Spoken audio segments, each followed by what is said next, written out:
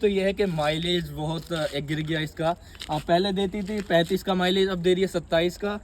तो ये आप देख सकते हैं, चौड़ा टायर अगर आप गिरवाते हो तो एक तो ये डिसबैलेंस कर रही है। मैं 150 को क्रॉस करता हूँ, डिसबैलेंस करती है, बाइक पीछे से हिल जाती है अगर मैं अकेला राइड कर रहा हूँ। अगर कोई बंदा सेकंड पर्सन इस पे पीछे बैठा है तो फिर ठीक चलती है, बट अकेला अगर कोई राइड कर रहा है तो 150 की स्पीड से ऊपर ना ही जाए तो बेटर है। बाकी ब्रेकिंग सिस्टम अच्छा है, कंट्रोलिंग के लिए भी अच्छी है। मुझे एक बात बताओ, आपको यानी कि बाइक कितने में पड़ी और उस प्राइस रेंज से आप खुश हो या फिर तो निराश हो इस चीज जब से? ये मैंने ली थी 2,27,000 रुपए की ली थी ये मैंने कैश। और उस टाइम R15, इससे पहले मेरे पास R15 थी, वो मैंने सेकंड हैंड ली थी, बट मैंने उसको बेच के ये NS ली अपनी, और वो मैंने 1 लाख रुपए में बेची थी। उस टाइम नहीं थी वो, 2,35,000 रुपए की R15। उसका 155 सीसी का इंजन है और इसका है 378 सीसी का। तो ये उससे काफ़ी बड़ा इंजन ले रही है, पावर बहुत ज़्यादा है इसमें। और भाई मैं तो कहूँगा अगर आप R15 की तरफ जा रहे हो तो मत जाओ, ये बहुत प्यारी मशीन है। 400 सीसी का इंजन आपको देती है और ब्रेकिंग सिस्टम बहुत अच्छा है, बहुत प्यारी मशीन है। अगर आप R15 की तरफ जाते हो तो उससे बेस्ट ऑप्शन ये है, पावरफुल बाइक है। मैं नहीं चाहूँगा आपके पैसे वेस्ट हो R15 में, क्योंकि R15 तो कहीं भी नहीं दिखेगी इसके आगे। अब मुझे एक बात बताओ, आप 1 साल होगी इस बाइक को, कभी तो टॉप लेके होंगे, टॉप स्पीड इसकी। हाँ, तो इसकी टॉप स्पीड बताओ कितनी गई आज तक तुमसे? मैं टॉप इसको स्पीड लेके गया हूँ दिल्ली मुंबई एक्सप्रेसवे पे 175 किलोमीटर पर आवर की स्पीड से, और इससे ऊपर भी जा सकती है। आई थिंक 180 ये कवर कर सकती है, बट मैंने जो 175 ये चलाई है। और देखेंगे फिर कभी अगर इसकी टॉप स्पीड तक जा पाए। बहुत पावर है भाई, 5th गियर में जो है 150 की स्पीड। अब एक बात और बताओ, तुम्हें लगता है कि KTM 390 को हरा देगी? तुम्हें लगता है ऐसा? ड्यूक से नहीं कह सकता मैं, ड्यूक से आई थिंक ये हार जाए, बट RC 390 से तो 100% ये जीत जाएगी। कोई भी बंदा RC 390 लेके आ जाओ और मेरे से रेस रख लो, गारंटी मैं देता हूँ। मैं आपको निकलने ही नहीं दूंगा आगे, इतनी पावरफुल बाइक मेरे को लगती है। हाँ, ड्यूक 390 का जो टॉर्क है वो इससे ज़्यादा है कहीं, और लेकिन RC 390 तो नहीं, मैं निकलने ही नहीं दूंगा उसको आगे। चलो अब मुझे इसका एक चीज़ और बताओ, तुम जैसे चलाते हो कंफर्टेबल में, यानी कि इसका कंफर्टेबल कैसा है? बाइक का कंफर्टेबल अच्छी है या फिर ज़्यादा इसके सस्पेंशन अच्छे हैं या बेकार है? सस्पेंशन ठीक है, बट मेरे को इसका जो एक चीज़ मेरे को अजीब लगती है, R15 की जो राइडिंग पोजीशन थी वो कुछ यूं करके थी, बहुत प्यारी लगती थी। अब इसमें बंदा एकदम सीधा रहेगा, मतलब राइडिंग पोजीशन जो होती है वो फील नहीं कर पाता। बट इसमें एक एडवांटेज है, बंदा सीधा रहेगा, कमर में दर्द नहीं होगा। ये हाथ हैं, ये यहाँ से थक जाते थे ऐसे इस पोजीशन में, बट इसमें क्या है, ना हाथ दुखते और ना ही कमर दुखती। बहुत ही प्यारी बाइक है, मैं तो कहूँगा ये आप जरूर लें अगर आप R15 की तरफ जा रहे हैं। भाई कुछ हो ना हो, पर मुझे इसके ये सस्पेंशन बहुत प्यारे लगते हैं, देख रहे हो भाई? सस्पेंशन इन्होंने काफी ब्यूटीफुल भाई हाथ में भी लिया रहे इसकी बैड की, ये सस्पेंशन तो काफी अच्छे लगे मुझे।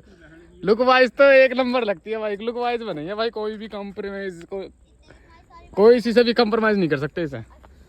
और देखो पीछे टायर डलवाने के बाद क्या प्यारी लुक आ रही है बाइक की, अलग ही लेवल की मशीन लग रही है।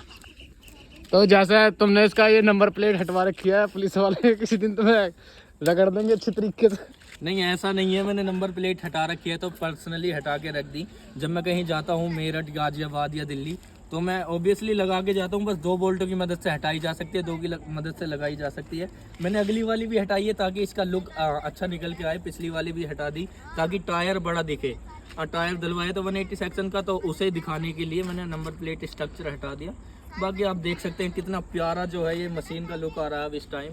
अब मुझे एक चीज़ और बताओ, बहुत प्यारी लगी। मोहित भाई एक बात बताओ, तुमने इससे अब तक सबसे ज़्यादा माइलेज कितने का निकाला इस बाइक से, और सबसे कम कितने का तो निकाला? भाई माइलेज की तो बात ऐसी है, अभी मैंने 180 सेक्शन का टायर डलवा भी दिया और अब भी मैं इससे माइलेज 45 का ले सकता हूँ अगर मैं चाहूँ। अगर मैं किसी हाईवे पर हूँ और 80 to 90 की स्पीड रखता हूँ तो ये माइलेज दे देगी 45 का। और मैंने लास्ट इससे एवरेज लिया है भाई 16 का, 16 का। तो क्योंकि उस टाइम ये होती है 160 170 की स्पीड पे, तो उस टाइम तो ये एवरेज की लंका लगा देती है। बाकी 45 का एवरेज आप ले सकते हैं 80 to 90 की स्पीड पे। बहुत अच्छा माइलेज है, कोई दिक्कत नहीं है। तो माइलेज इसका मतलब अच्छा है इसका, बहुत प्यारा। और हीटिंग इशू हीट करती है या फिर नॉर्मल चलती हीट है? भाई बहुत ज़्यादा करती है। अगर आपके पास शूज़ नहीं है तो मत निकलना ज़्यादा लंबी राइड पर, आप परेशान हो जाओगे, पैर गर्म हो जाएंगे। बाकी जूते पहन के निकलो, बड़ी मशीन है तो हीट तो करेगी, जाहिर सी बात है, 400 सीसी का इंजन है। वैसे अगर जो मैं तुमसे पूछूं कि इससे अच्छी तुम्हें R15 लगी या फिर ये NS 400 लगी, वैसा राइडिंग पोस्चर में और बैठ कर चलाने में? देखो R15 अपनी जगह है, वो भी बहुत प्यारी मशीन है बहुत स्पोर्टी लुक वाली है, लेकिन पावर के मामले में ये बीट कर जाती है उसको। पावर उसी की बहुत प्यारी है, मतलब इसकी बहुत प्यारी है। R15 नहीं कर सकती इसको कवर राइड में, रेस में। ये एक R15 से अच्छी मशीन है, बट उसकी भी बात अलग है, वो भी बंदों के दिलों में छाई हुई है, अलग पोजीशन है उसकी। लेकिन ये NS वालों के लिए एक तोहफा साबित हुआ है NS 400। अब हम इंतजार करेंगे कि RS 400 भी आए स्पोर्टी लुक के साथ अपनी, और फिर हम RS को भी लाएंगे। अगर देखो RS 400 और जो लुक वाइज देखा जाए तो कहीं ना कहीं R15 से बीट कर रही है लुक में। तो भाई लुक में तो उसका तो कोई कंप्रोमाइज है ही नहीं। लुक वाइज तो R15 बहुत प्यारी लगती है। इसके DRL काफी अच्छे हैं। इसके DRL तो तुमने चेंज करवा दिए थे, फिर क्या क्या इसमें? नहीं, बस ये टेपिंग मैंने कराई थी, इधर ब्लू इधर रेड, अब ये वाइट करा दी। किसी दिन फिर कोई कलर कराऊंगा। NS 200 से बिल्कुल अलग लुक दे दिया इन्होंने, ताकि पता चल सके कि NS 400 आ रही है। तो NS 200 से ज़्यादा काफ़ी अलग नहीं है, थोड़ी सी अलग है। जैसे ये DRL चेंज कर दिए, टैंक जो है थोड़ा सा चेंज करा है। बाकी तो ऐसा कुछ खास देखने को मिलेगा नहीं NS 200 के डिफरेंस में और 400 के डिफरेंस में। बाकी पिछली लाइट सेम है, बाकी राइडिंग पोजीशन सेम है। और ये मोटा